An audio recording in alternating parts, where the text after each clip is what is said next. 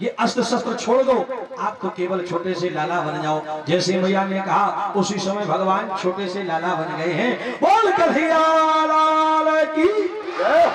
माता देवकी को बड़ी चिंता भई कि लाला तो मिल गया, पर इसको लेके कहां जाए, क्योंकि कंस को अगर पता चल गया तो वो तुरंत ही इस लाला को खत्म कर देगा। तो भगवान ने कहा अगर तुम्हें चिंता लग रही है कि हमको कहां ले जाया जाए, तो ऐसा करो आप मुझे गोकुल पहुंचा दो। गोकुल में यशोदा मैया के यहाँ जो कन्या जन्मी उसको ले आओ, वो मुझे वही पहुंचा दो आप। तो वसुदेव जी कहने लगे भगवान आप तो देख रहे हो कि हम कारागार में हथकड़ियों भेड़ियों में जकड़े पड़े हैं और इधर ये पहरेदार सब जाग रहे हैं, ताले लगे हैं, हथकड़ियां भेड़ियां लगी, कैसे क्या होगा। भगवान ने कहा उसकी चिंता न करो। क्यों?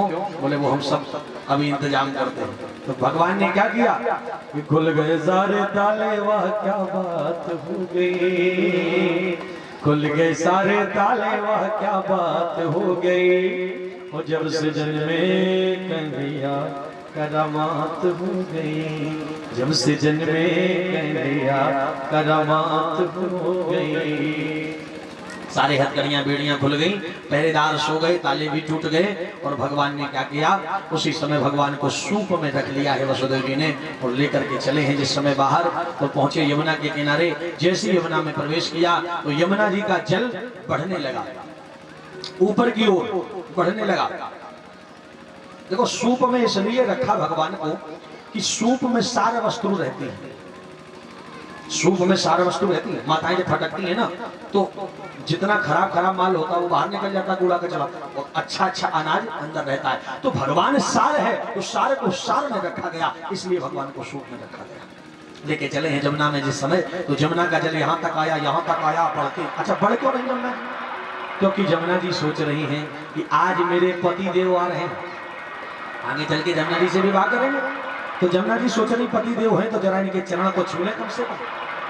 तो जमुना जी कह रही हैं कि जरा सर को झुकाओ वासुदेव जी, तेरी टोकरी में मदन मुरारी, चूमने दो चरण मुझे प्रेम से, आज यमुना किए फरियाद। और यमुना जी क्या कह रही, राम बने गंगा तट लागे, मारे थे अत्याचारी हो, और आज ये मुझको पार करेंगे, मैं हूँ इनकी आभारी। मेरी बूंद बूंद हर साथ है, और छाई काली घटा बरसात है, चूमने दो चरण मुझे प्रेम से, आज यमुना की ये बरात।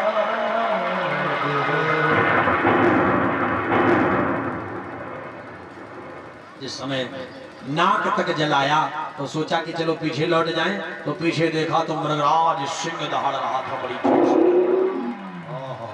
जिस समय सिंह की दहाड़ सुनी तो बोले पीछे भी मौत है और आगे भी मौत है, इससे अच्छा आगे चले चलो। और आगे बढ़े, जब नाक तक जला गया भगवान ने तुरंत अपना चरण लटका दिया, तो धारे वही तलवा के तले थे, यमुना की धारा तलवे के तले से निकल गई और वसुदेव जी पार हो गए।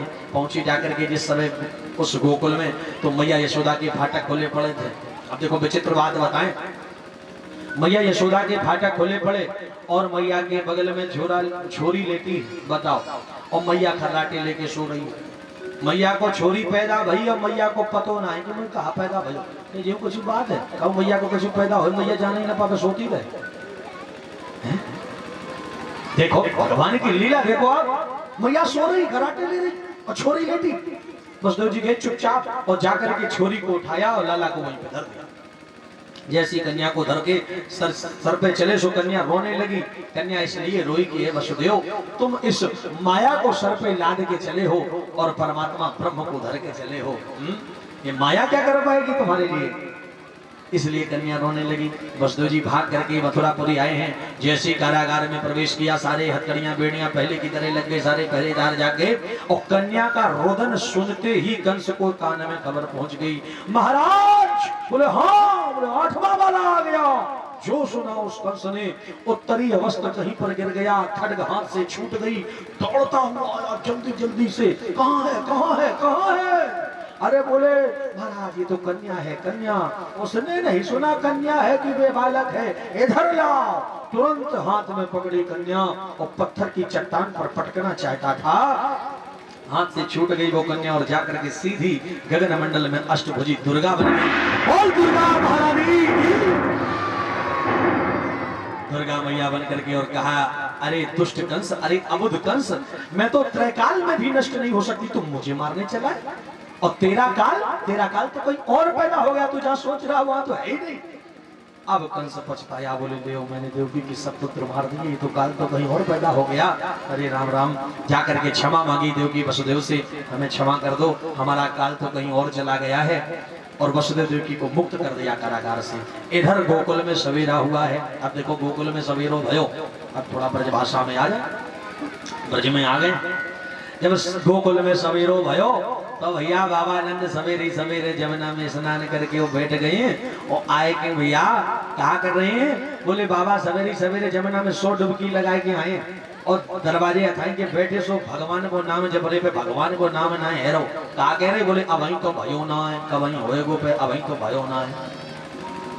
अच्छा, घर में जब छोरा छोरी पैदा होवे वारो होए तो बुआ जी पहले तक टिकासरो डाल जाओ।